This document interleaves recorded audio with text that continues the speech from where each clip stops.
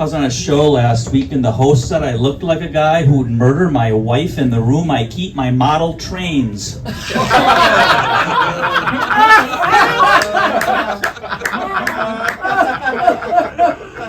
As if I'd risk getting blood on those babies. I was actually thrilled he assumed I had a wife.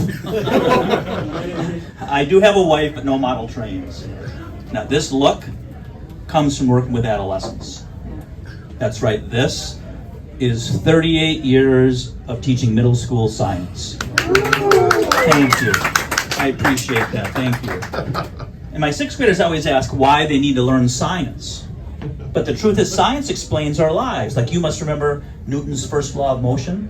A body at rest remains at rest until his wife notices the lawn. Sound familiar? Yeah.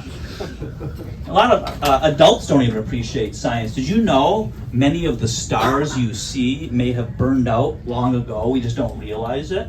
Polaris, Antares, Charlie Sheen. And if you don't appreciate science, you're liable to fall prey to pseudoscience. I got together with an old friend. She swears she can read minds. I said, hey, you know what? She said, no, what? I said, I thought so. Yeah. Middle school years are tough years. Not many of us want to go back, right? Sometimes kids give away family secrets without meaning to. Like, normally when I ask, what's inside a cell? I get genes and chromosomes. But what time a boy goes, bunk beds, metal toilet, my stepdad Bruce. Like an A for effort. Actually, A for the year, because I don't want that parent conference. Another time, I asked the kids what they thought would have been the hardest part of the Wright brothers' first flight. Some smartass yelled out, the jet lag. I said they flew 600 feet. He said, no. They flew around the world with that Amelia woman and hit an iceberg that sank some battleships, and that's why my grandpa hates Japs. Oh my God. I said, I think it's time you learn the truth about Amelia Earhart, the Titanic, Pearl Harbor, and why your grandpa's not allowed on school grounds. Yeah. It's funny how student names go through trends. Like when I first started teaching, I had no Aidens. Now half of my boys are named Aiden. Or something that rhymes with Aiden. You got your Bradens, your Caydens, Jaden, Hayden. Time for that to be Faden. A lot of other kids are named after places, which is pretty timeless. They're named after exotic places like Paris, or Geneva, or Gary. That one kills in Indiana. Yeah. So make some noise if you guys know about the water tower in Gaffney. Oh, yeah. So if you don't know, most of you know, it is painted and shaped like a big ripe peach. Pretty impressive. But if you're bleary-eyed from 8 hours of driving, your first thought is, did I just get mooned by a giant bloody ass? Yeah. South Carolina is a lot different from the north, where I'm from. Like, you must grow up learning that 70% of the earth is covered in water, and the other 30% is covered in Baptist churches.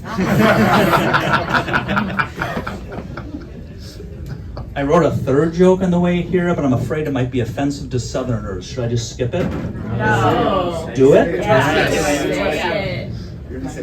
As I said, I drove down through New Hampshire, and I was amazed as I drove by so many southern cities that I saw signs for science centers, which surprised me.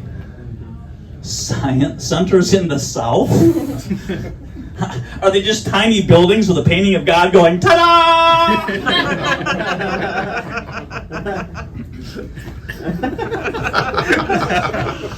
My wife said, don't tell that. My grandfather tended sheep in the countryside around Berlin, which means my grandmother slept with a German Shepherd. I heard my grandpa was such a good boy. Yeah. Whoever thought trickle-down economics was a good concept did not have a 60-year-old prostate. I don't get why so many ancient civilizations made so much broken pottery. It's like a shard of water. I think if puppies were asked to review shot colors, they'd use Yelp. Yeah.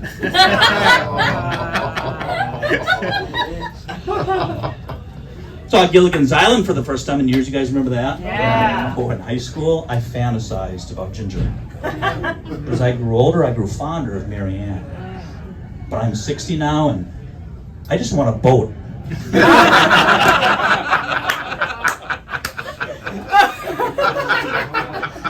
Yep, 60 years old, done a lot, seen a lot, learned from my mistakes, like do not buy exercise equipment at the Hallmark store. I got a paper cut in my groin from riding a stationary bike. Who now thinks that Yelp joke wasn't so bad? I got a son who's 24, and when he was in first grade, I volunteered at a school fundraiser where families paid money to play board games. They needed to hire more teachers because his school was way overcrowded. As I'm setting up my game table, another parent walked over and said, I don't know if you realize, but some of those game pieces are choking hazards. I don't know if you realize, but we're trying to reduce class size. Bill Douglas, problem solver. Yes. And finally, although I teach in New Hampshire, I'm originally from Wisconsin, and like Wisconsin people? Oh. Like Wisconsin, I mean, like a lot of the parts of the country, Wisconsin's losing its small retail chains. Like I used to love Dick's Supermarket, no relation to the sporting goods store. They had great service, great food, and an even greater loyalty club, the Insider Club. I am not kidding, the Dick's Insider Club. I can't believe no one in management said, maybe you should pump the brakes on that name, the Dick's Insider Club. Split the town in half.